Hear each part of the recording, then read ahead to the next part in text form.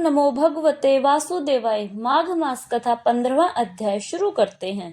दत्तात्रेय जी कहने लगे, हे राजन, प्रजापति ने पापों के नाश के लिए प्रयाग तीर्थ की रचना की। सफेद और काली यानी गंगा जी और यमुना जी के जल की धारा में स्नान का महात्म्य भली प्रकार सुनो। जो इस संगम में माघ मास में स्नान करता है वह गर्भ योनि में नहीं आता। भगवान विष्णु की दुर्गम माया माघ में प्रयाग तीर्थ पर सब नष्ट कर देती है। माघ मास में प्रयाग में स्नान करने से मनुष्य अच्छे भोगों को भोगकर ब्रह्म को प्राप्त होता है। माघ मास तथा मकर के सूर्य में जो प्रयाग में स्नान करता है उसके पुण्यों की गिनती चित्रगुप्त भी नहीं कर सकते।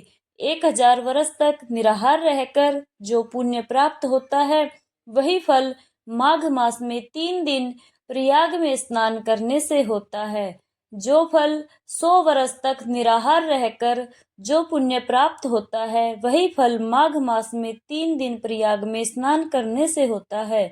जो फल 100 वर्ष तक योग अभ्यास करने से मिलता है, जैसे सर्प पुरानी कैचुली को छोड़कर नया रूप ग्रहण कर लेता है, वैसे ही माघ मास में स्नान करने से मनुष्य पापों को छोड़कर स्वर्ग को प्राप्त होता है।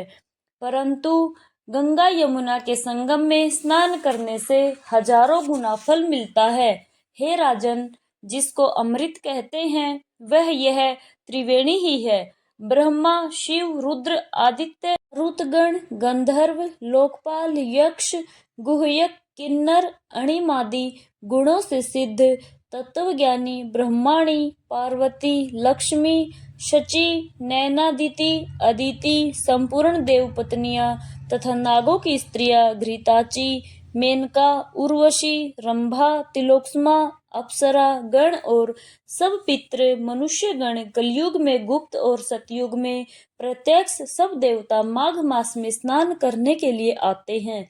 इन दिनों माघ मास में प्रयाग में स्नान करने से जो फल मिलता है वह ईश्वर ही कह सकते हैं। मनुष्य में कहने की शक्ति नहीं है। हजारों अश्वमेध यज्ञ करने से भी यह फल प्राप्त नहीं होता। पूर्व समय में कांचन मालिनी ने इस स्नान का फल राक्षस को दिया था और इससे वह पापी मुक्त हो गया था। माघ मास कथा 15वां अध्याय वृतांत इतना ही। जय श्री हरि।